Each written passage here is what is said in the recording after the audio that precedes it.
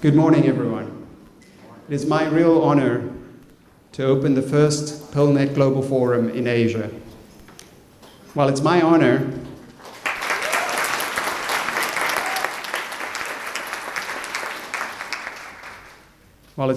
to do so, the credit really belongs to all of you for helping to make this happen. We normally do thanks at the end, and so I'll save my thanks group by group, person by person until the closing. But I can't tell you what a huge relief it is to see all of you here, because when we first decided that we were going to do this forum here in Asia, we weren't sure if everyone would come and whether our networks would be willing to pay the extra travel coming a much greater distance than they're accustomed to. So thank you all for not letting us down and helping to make this possible. We really, really are glad to see you all here. So to get this forum started, I wanted to just share some big picture comments with you about the issues, influences, and ideas that I hope you will be thinking about and talking about over the next 2 days. These issues, influences, and ideas were very much part of my staff's thinking when they put together the program in preparation for this forum. So let me start with the issues. I think we can probably all stipulate that 3 of the top issues facing all of us are climate change, mass migration, and growing inequality. There are panels that will deal with each of these issues in one way or the other.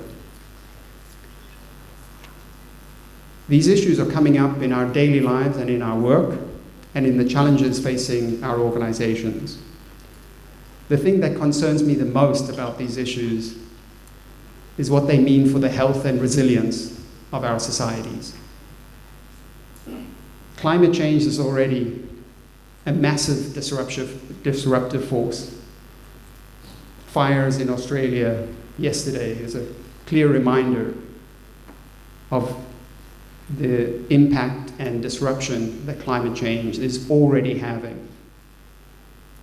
Mass migration, refugees, are not only a challenge to the policies of a lot of countries receiving, but also reflect an incredible amount of insecurity and vulnerability in the countries from which they're fleeing.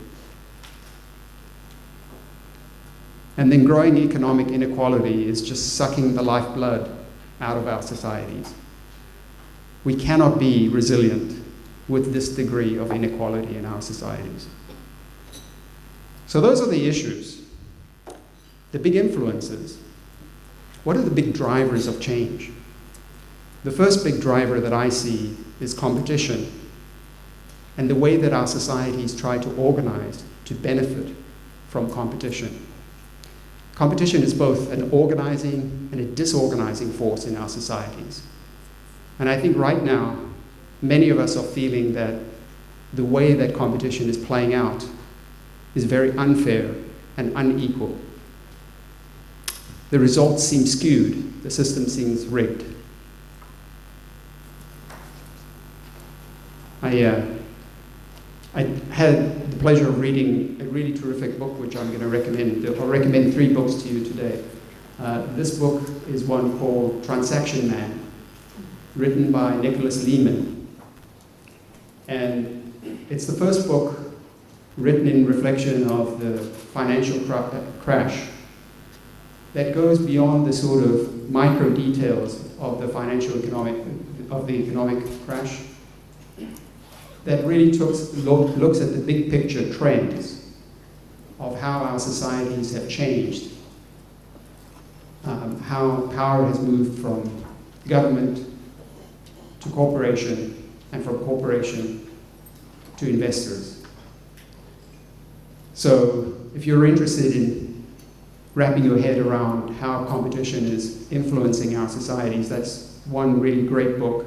It's part of a series that Nicholas Lehman is arranging on globalization that you can find on a website at Columbia university.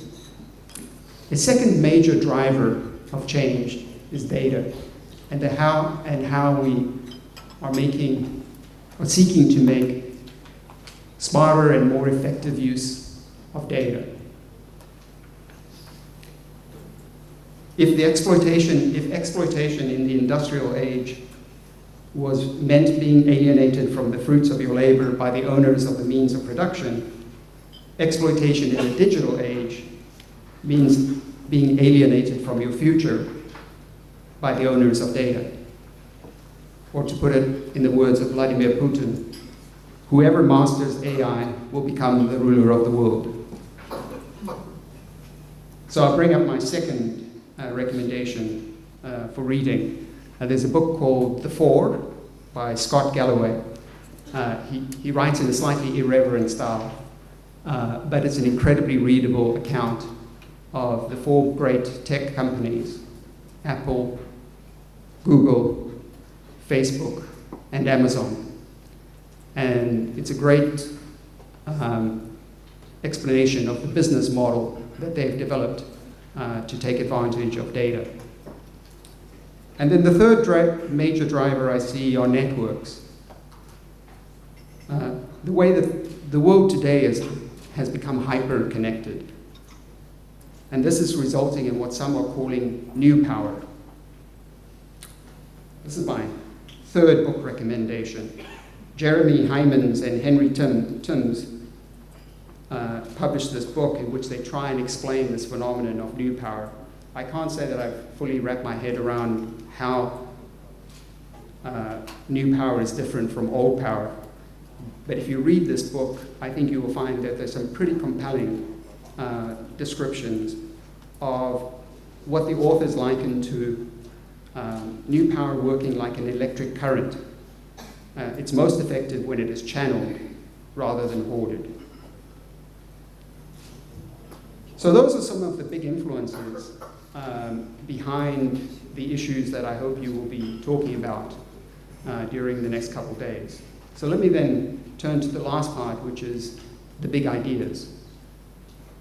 For all of us who seek to use law to support our societies, to advance pro bono and the public interest, I think we can view our role through three lenses.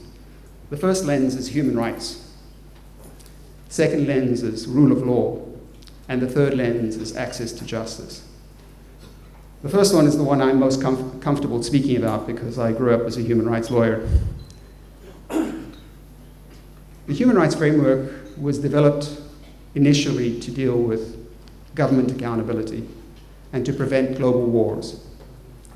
And while it has given us a powerful tool, as a human rights lawyer, I no longer feel that gives me enough tools to deal with today's challenges, because power is no longer being influenced or wielded in exactly the same way it was when human rights first developed.